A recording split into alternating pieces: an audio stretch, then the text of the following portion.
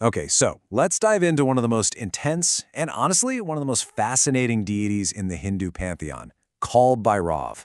Now, he's a very fierce form of Lord Shiva, and the way he's depicted can be pretty startling at first. But trust me, behind that formidable appearance, there's a really deep spiritual meaning. Let's break it all down. So, right off the bat, you're hit with this powerful image. Unlike a lot of other deities who might hold a lotus flower or a conch shell, Kaal Bhairav is holding a human skull. And this isn't just any skull. It has a very specific and pretty dramatic origin story. And then you get to the offerings. You know, in a tradition where things like fruits and flowers are pretty much the norm, his devotees offer him things that are often considered tamasic. That's a term for qualities linked with darkness, inertia, and negativity. There is a profound reason for this, and we are absolutely going to get into it. And to round it all out, his companion, his sacred vehicle, is a dog. I mean, think about it. While other gods are riding these majestic lions, eagles, or massive bulls, Kaal Bhairav's connection to the humble dog is totally unique and really significant. So when you put all these pieces together, it paints a very unconventional picture, right? Who is this fierce deity? And why in the world is he worshipped with all these symbols that seem to go against our usual ideas of what is divine? Well, that is the central question we're going to explore today. To really get who Kaal Bhairav is, we've got to go way back, to his very beginning. See, he didn't just appear out of nowhere, he was manifested for a very specific reason, to fix a cosmic imbalance that was threatening all of creation. And at the absolute heart of this imbalance was one thing: ego. Pure, unchecked ego. This quote just perfectly sets the stage for the conflict. The whole story kicks off with Lord Brahma, the creator, who got completely consumed by an overwhelming sense of pride.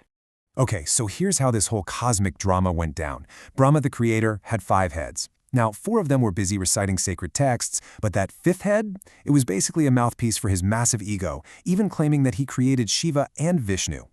The other gods, totally fearing that this would lead to chaos, went to Shiva for help. And from Shiva, this fierce, intense energy just erupted. That was Kaal Bhairav. And in one swift move, with just his fingernail, he severed Brahma's arrogant 5th head. A pretty clear message that no one's ego is greater than ultimate reality. But, and this is where the story gets really interesting, even a divinely necessary act has consequences. By harming Brahma, who is a Brahmin, Kaal Bhairav took on a great sin. And this sent him on a long journey of penance that would ultimately define who he was meant to become. So the consequence of his action was severe. Brahma's severed head literally fused to Kaal Bhairav's hand, becoming this empty begging bowl that could never be filled. The sin clung to him as he wandered across all 3 worlds, desperately seeking a way to be free. He traveled everywhere, through forests, over mountains, across realms, but the curse just wouldn't lift. It was only when he reached the sacred city of Kashi, what we now call Varanasi, that something miraculous happened. The second he stepped foot inside the city, the sin vanished, and the skull fell from his hand. He was finally absolved. From that moment forward, Lord Shiva gave Kaal Bhairava a new, permanent role. He became the Dandadikari of Kashi. And what does that mean? It literally translates to the one who holds the staff of punishment. He is the ultimate authority, the final word on justice within that holy city. And this is his whole function in Kashi. It's believed that no one can even die in Kashi without his permission. He assesses the karma of every single soul, giving them the right penance for their sins so they can be purified and achieve moksha, or ultimate liberation. In a way, he is the fearsome gatekeeper to freedom itself.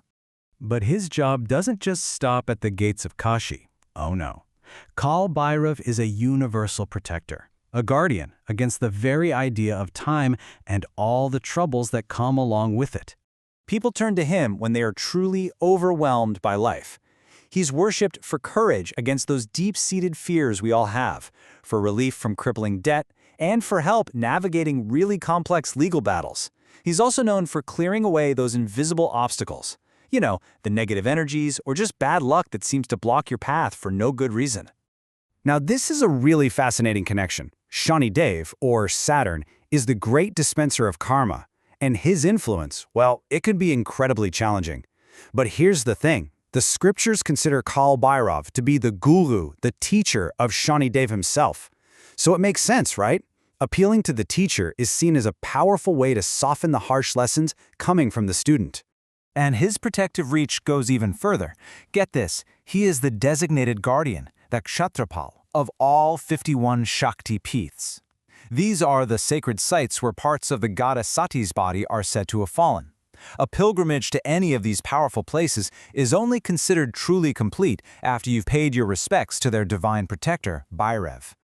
Okay, now we're at the part that is probably the most misunderstood aspect of his worship, those unconventional offerings. It's time to finally unravel the deep symbolism behind them. Yeah, this is the question that puzzles a lot of people. Why would a divine being accept offerings that are generally seen as negative or even associated with demonic qualities? It just seems like a total paradox. So here's the absolute key to understanding this. The offering is not for him to consume. It's not prasad in the usual sense. It is a powerful, symbolic act of surrender. When a devotee offers alcohol or meat, they are basically placing their own inner demons, their addictions, their ego, their anger, all their negative habits, right at his feet. It is a pledge, a promise to abandon those tendencies, and they are asking this immensely powerful deity to absorb that darkness for them. And that's the whole philosophy in a nutshell. Kaal Bhairav is not afraid of the dark. He lives in it, he controls it, and he uses his power to remove the darkness and the ego from inside his devotees. He takes on the negative so that you can be free of it. Ultimately, his name really says it all. Kaal means time. He is the master of time itself. He is the Kaal of Kaal. And what that means is he has the power to alter your destiny, to change your bad times into good, and to stand against even death for his truest devotees. And that really leaves us with one final thought, doesn't it? If you surrender all of your shortcomings and all your fears to the very master of time and consequence, what is truly left to be afraid of? He represents the courage to face our own darkness head-on and the ultimate promise of liberation.